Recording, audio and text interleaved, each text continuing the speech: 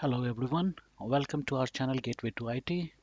In this video, we are going to discuss a solution that enables you to report the inventory of map drives created by users in your environment. Nowadays, due to the security concerns and vulnerabilities related to map drives, it has become imperative for many organizations to keep a track of the map drives on their users' client workstations. Surely, without SCCM in the environment, this would be an uphill task to collect this data manually. You have to either go to each user and ask them yourself if they have a map drive or not, or you need to develop some scripting solution using PowerShell or other languages to run it manually on the user's workstation using some remote technology. But if you have SSM in environment, then in that case it will be pretty easy. You will see that the steps that I'm going to follow here will enable you to collect the hardware inventory, the map drive data using the hardware inventory from all the users workstation which are reporting to SSM client. So right now, I just want to share the script that we are going to run as in this step-by-step tutorial. So let me open the script. You can see that the script is named as mapdrive.ps1, and you can see that it has been created by the user Mike Pletcher using the Sapiens technology PowerShell Studio 2.216. The only thing that I have added here is these two parameters, the Windows temp drive and the path for the UNC path exclusion file, where if you want to exclude any map drive to be from the inventoried, you can add that map drive to the path exclusion text file, and that will not be inventoried by the SCCM server. Also, the next thing that I've added is this working directory parameter, because we will be pushing it through the SCCM, and we want it to run from a folder we want to run it from a folder.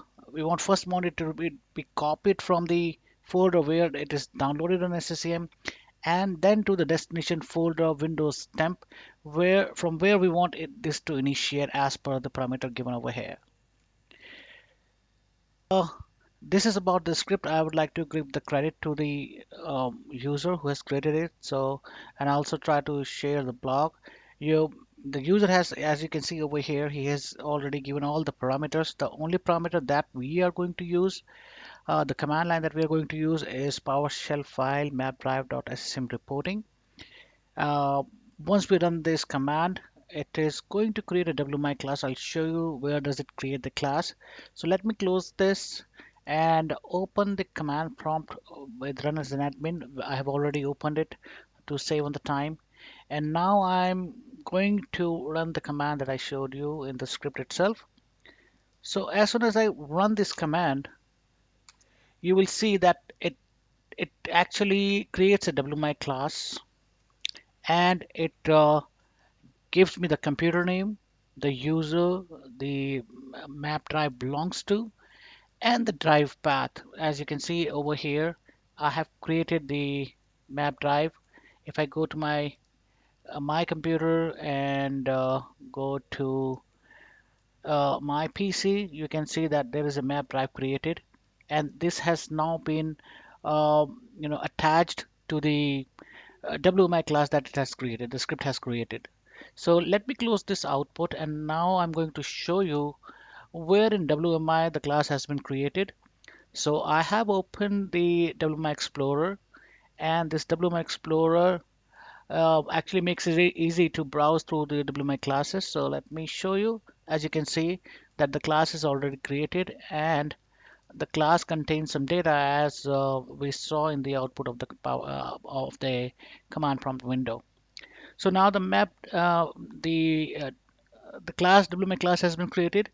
We need to go to the SSM console and import this class in hardware inventory. So now the drive is created. Let me open the SSM console and show you where do you need this to be imported in our hardware inventory. So we go to the administration node, go to the client settings, and go to the default client settings and open the properties. So once we are here, we need to find out the hardware inventory. It is over here, and then go to the set classes. Once you click on set classes, since you need to add a new class, you need to connect to the client on which you have created this WMI class. So let me click on add and click on connect. And here I'm going to provide, as I'm running this console on this workstation, that's why it has automatically picked it up. If you have run the script on some remote workstation, you can type the FQDN and it should work for you. So as soon as I click on connect, you can see that I can see all the classes, WMI classes that are present on this machine, but I need to find the WMI class that I have created by running the script. So let me type mapped, and I can see that here is the WMI class for map drives. I click on OK, and I click on OK again, click on OK here as well. And once I click on OK, the WMI class for map drive has been imported in your inventory. If you want to see what all data is going to collect, you can click on that and click on map drives. And now you are able to see that once this WMI class is present on your workstation, user workstation, it is going to collect the computer name, the drive letter, the drive path, and the username. So I hope this much information is enough to track down the user and to keep the inventory data for the map drives. So I'm going to go ahead and click on close all the way down to close the client properties. So now that we have imported the class, we need to create a package that is going to run periodically as per the schedule you set on all the client workstation and send the inventory data to the SCCM server. And once it is an SCCM server, you can also run the SQL query to get this data from the SCCM. So let me pause here for a moment for the next step.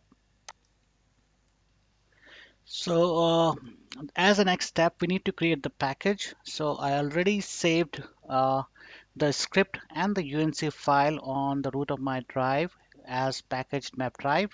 And now I'm going to copy it to my source location from where I'm going to create the package in SCCM.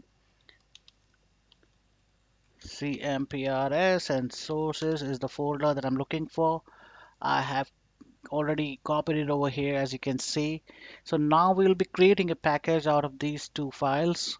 So let me copy this location and go back to the SCCM console.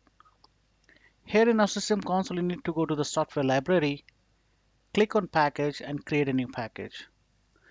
Once you create a new package, you can give it a suitable name that you want to give it. So I just want to keep it like the folder name that I have. Let me go back to the folder. That's the folder name, and I'm going to paste it over here.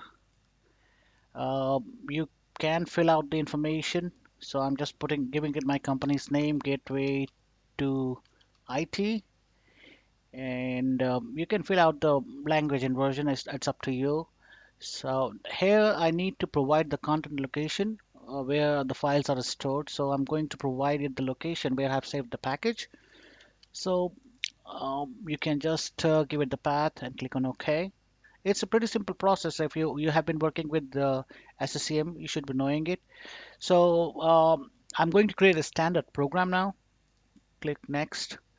Here you need to provide the program name pkg mapped drive and the command line.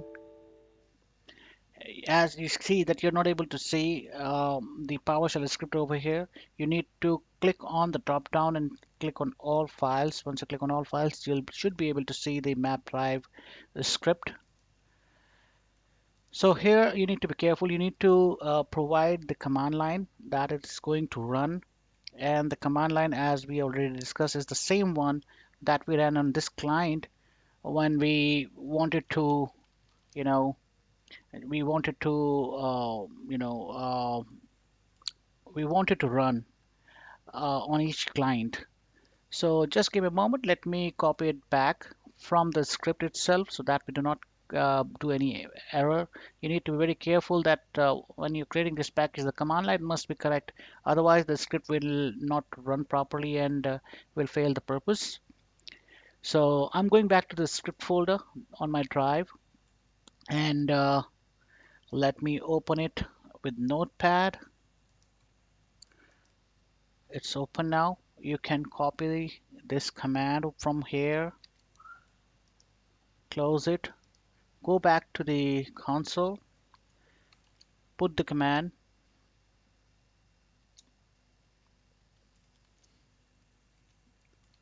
So you can see I'm keeping this, giving the same command that I run on the command prompt when I wanted to create the my class.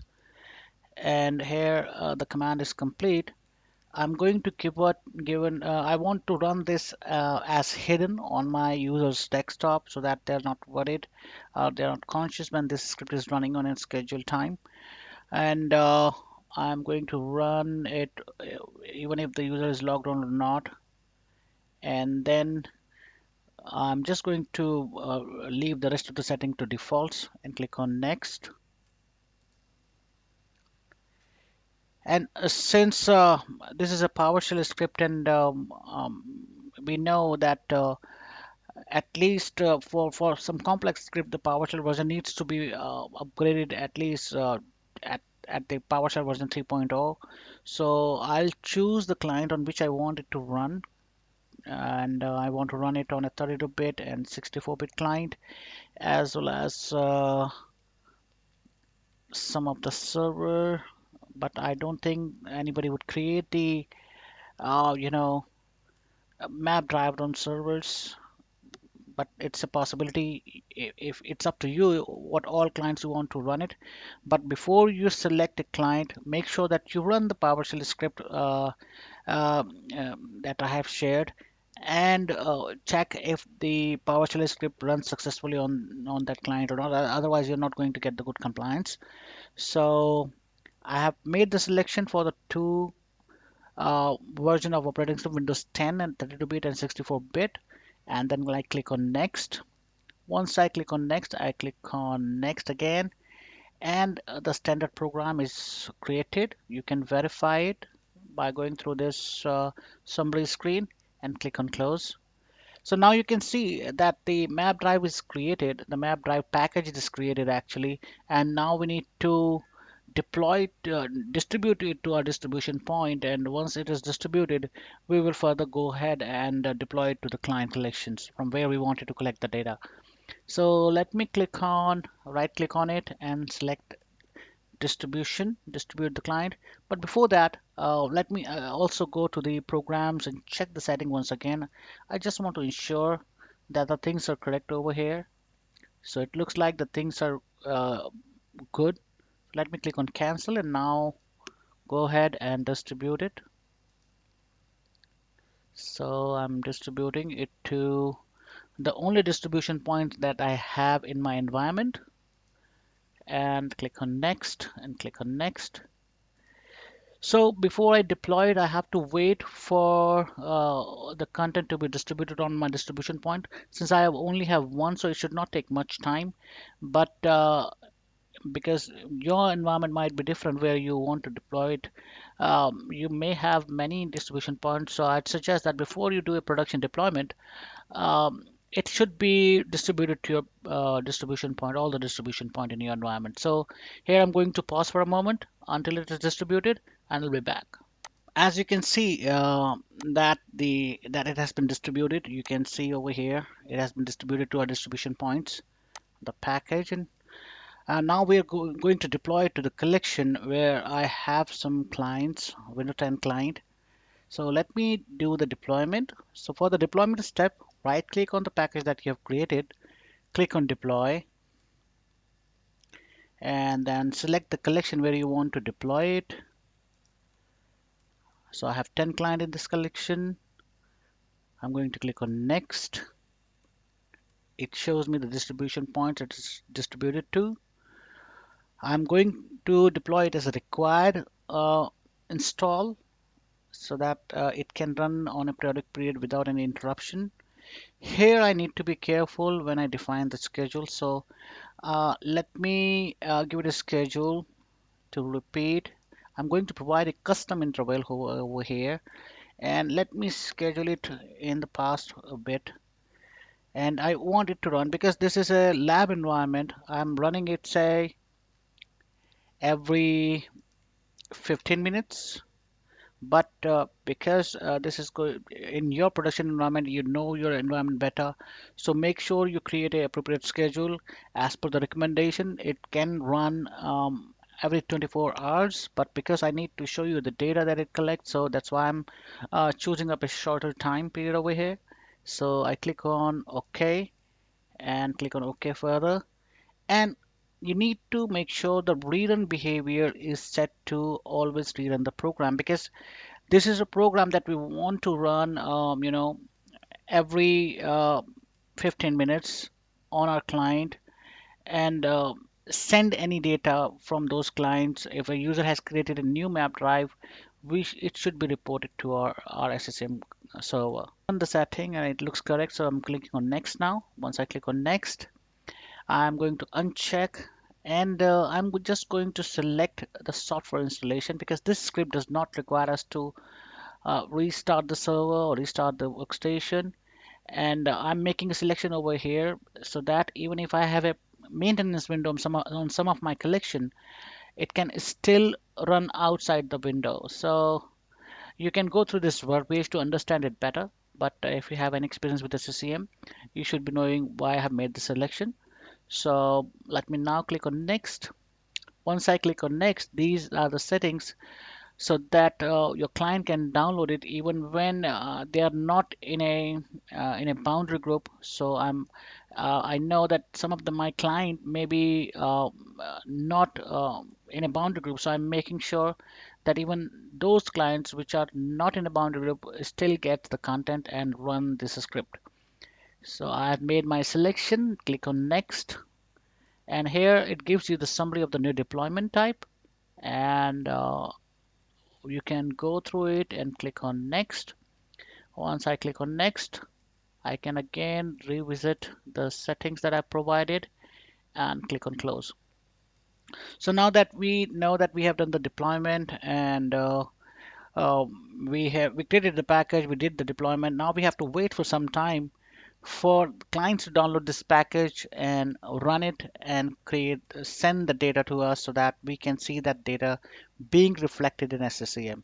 So again, here I'm going to pause for a moment and run this package on one of the machines so that I can show you how does it collect the data. Now we can see that we have the SCCM client applet opened, and I go to the actions and click on download machine policy. So I'm clicking on download machine policy, and I'm also clicking on application deployment evaluation cycle. And I already opened the exact MGR log, which is the log.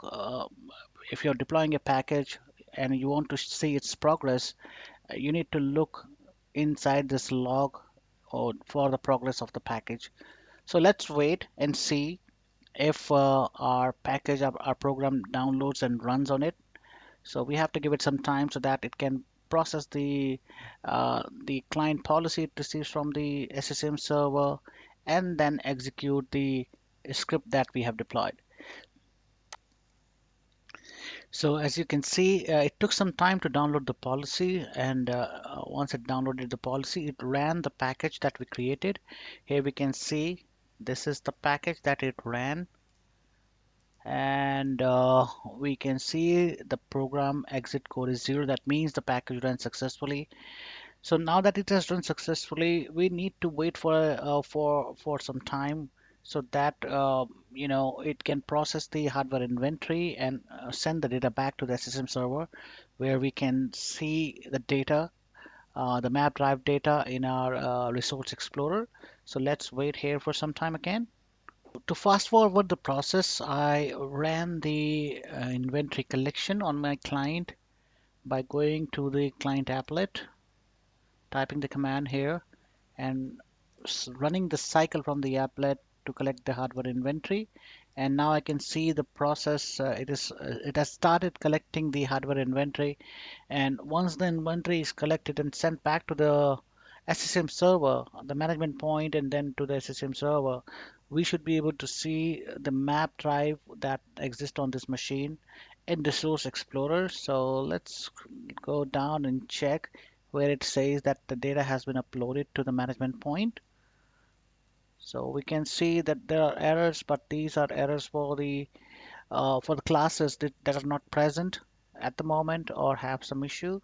But I'm hopeful that for our map drive inventory, it should send the data back to the SSM server. You can see that it has created the XML file, and now here it says that it has actually sent the report back to the destination management point to which this client is reporting, and it finished sending the inventory. So now we need to wait for some time to see if the data that we are trying to collect is reflected in SSM console. So after waiting for some time, I'm again in my SSM console, and now when I click on the workstation where I think the script might have run on, and I go to the Start and Resource Explorer, I go to hardware inventory, and if the script is successful, I should be able to see the class. So yeah, the script has run on this machine, and we can see that as per the script output, when we ran the script on a standalone machine, as per the script output, we have collected all the information. And if this information is visible here, now we should be able to go to our SQL database and pull the report from there as well, rather than going to the individual client and look at the Resource Explorer. So let me close this Resource Explorer and open the SQL Management Console. It's already connected to my SQL database for SCCM, as you can see over here. So when I ran this query, when I was offline, I ran this query. I can see that it has started collecting the data now. So you can see how easy it is to get the map drive data, and if you want, you can communicate with the users to disconnect the map drive, or to remove the map drive if you see any kind of vulnerabilities or any issues getting out of it. Uh, so I think you find this solution valuable, and uh, if you like our videos, please like, share, and subscribe. Thank you so much again for your time, and you have a great day. Bye bye.